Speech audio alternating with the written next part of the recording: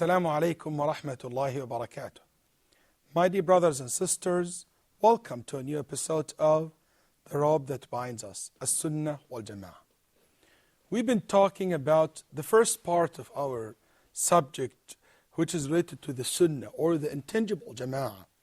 We've been talking about the way of the importance of following the sunnah of the Prophet Muhammad sallallahu alaihi wasallam, and the importance of following the way of his companions. Also, we talked in details about the way to understand the textual evidence in the correct way, and what's the correct methods of driving rules from the textual evidence. And also we cover a little bit the issue of the madahib, the school of thoughts in fiqh, and what their existence means to us as Muslims, and how can we benefit from them, how can we benefit, or the importance of the scholars, and how can we choose the person that I can trust and seek knowledge from and ask him or her about my concerns and take the right answer from them. Anyway, now we are going to move to the other part of our program, which is related to the tangible jama'ah, to the practical way of the jama'ah, which can appear the most clear form of it, what we call it al-imamah. So a manifestation of holding into the tangible jama'ah is imamah. Imamah means leadership. To be around the leader, the Muslim's leader. You call him the caliph, the khalifa, or the president, the king, the prince, or they used to call him even Amirul Mu'mineen, the commander of the believer, the commander of the believers. So this concept of imamah is very important concept in our religion, and it's very important to be clarified for several reasons. There is a consensus regarding the obligation of having a caliph or a khalifa or a leader for the Muslim. Umar radiallahu anhu ardah said, Islam will not be established without being in jama'ah, being in all together in jama'ah. We are all come together under one leadership. In Islam, in order for it to be strong and to survive, it needs basically to be adopted by a government, by a leader, by somebody who will protect this message, And that's one of the reasons this religion, alhamdulillah, kept through all these centuries and through the history. Because there is somebody who protected the religion, somebody who took the responsibility of keeping the religion in the earth and being implemented and being supported through the centuries.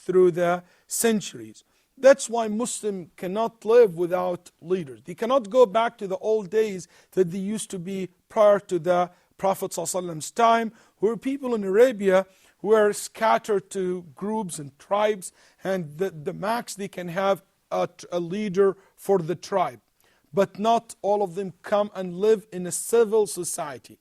Basically, Islam promotes the concept of having a civil society where they elect or they choose, they appoint a leader to lead them, to provide for them security, prosperity, to provide provision for the country, to develop the country, to implement justice in the country, to secure the roads, and so on.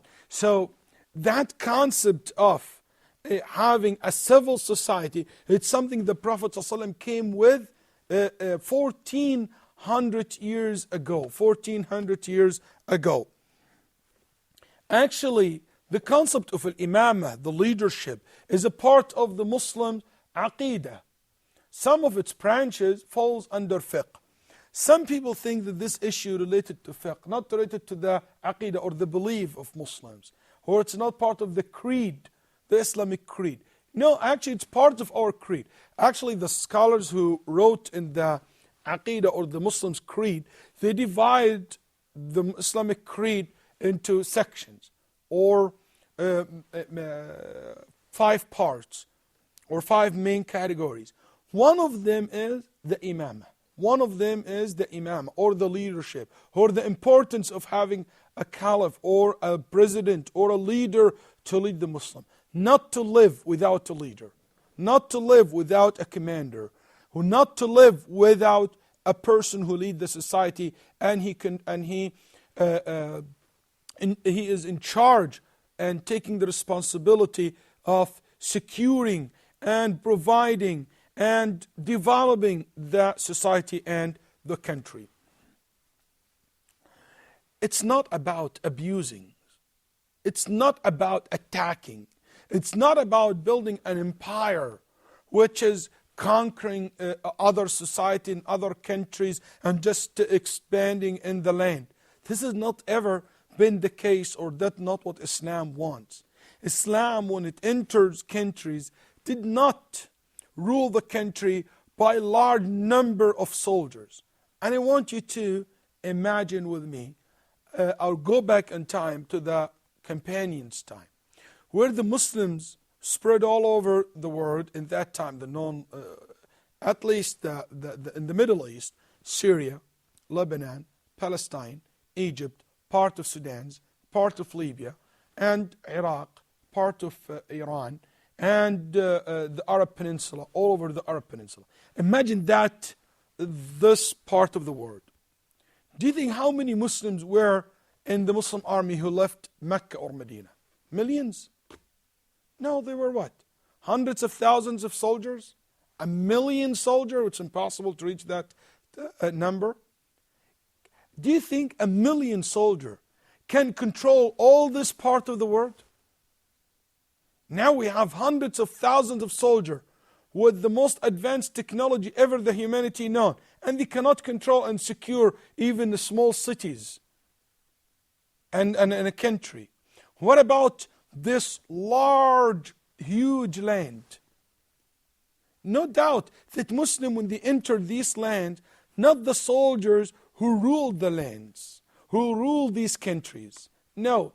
If the Egyptians, they don't want the Muslims, they will rebel against the Muslims at that time, and they will take over, and in no time they will take their country back.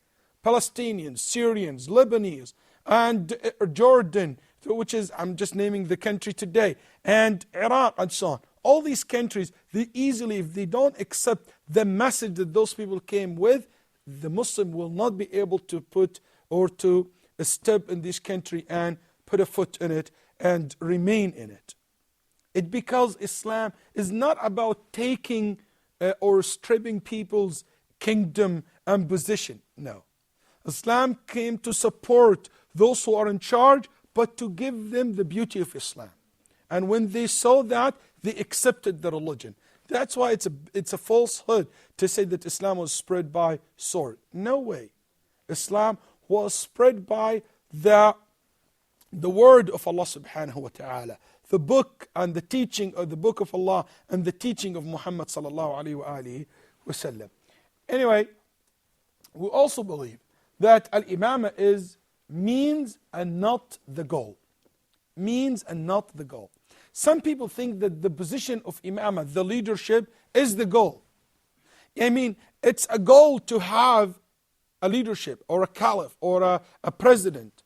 That's why some movement today, when we some time ago, I had a discussion with one brother, and I was talking to him about the position in some Muslim country, and I told him, what's the goal? Isn't the goal that those who are in charge of this country to be changed and to be good and they be able to bring prosperity to their people?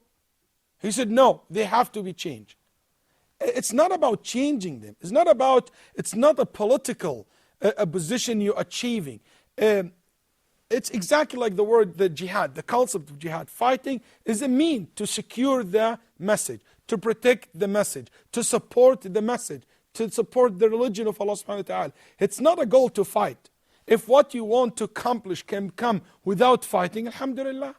So that's why al-imama, or the leadership, or the concept, or that political, the political dimension in Islam is a mean to establish a society where people can worship Allah subhanahu wa ta'ala freely. They have freedom of religion. They have a freedom to express their opinions, the freedom to seek a provision, and a leader or a leadership which can provide for them a security and a civil life. That's basically that's why Islam wants to establish or has a political system in it. Also, some people think that the absence of Khilafah today is the only reason for Muslims to be weak, or this ummah to be weak. Some people think that the only problem we have today that we don't have a caliph, we don't have a khalifa, we don't have a leader.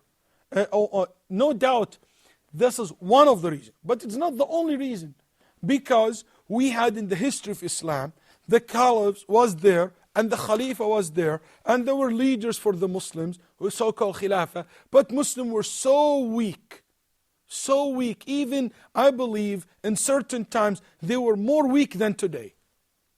And some people were surprised with that. Yes, it happened. Do you know, for example, brothers and sisters, there is one time in the history of Islam, one group of people attacked Mecca, and they took the black stone out, and they killed in Haram, in Mecca, over 5,000 people. They executed them, and they threw them in the well of Zamzam. And even women from Ahl-al-Bayt were raped inside Mecca, a'udhu billah. And from the Muslims, women who are Hujjaj, raped and killed inside Mecca, inside al-Haram. And those people who attacked Mecca took the black stone back to their country 21 years. Nobody has as you say, the guts or the courage to go and to take the black stone back from them. And that happened in the time where the Khilafah was exist. And I believe deep in my heart that this cannot happen today. Nobody can dare to do this today. In some areas, yes, the absence of the Khilafah have made this ummah weak, but it's been also weak for other reasons, and maybe also it's even more important than this issue, but it is an important issue. That's why we're addressing it here. Also, it's an important in this modern days to provide humanity with an Islamic concept of politics and leadership. Because when we give the humanity an example of the Islamic State, sometimes we give them a bad picture. The picture that people in the West have about Islamic State, it means no freedom for religion, people who will attack others. It means the existence of Islamic State. It means that no other state can exist. That's not right, and that's not true. And I think it's very important for us to give the humanity the beauty of Islam, how Islam have addressed this issue. And inshallah, through this episode, we will cover some of these issues. May Allah subhanahu wa ta'ala to help us to say what is right. I think I came to the conclusion of my episodes today. Assalamu alaikum wa rahmatullahi wa barakatuh.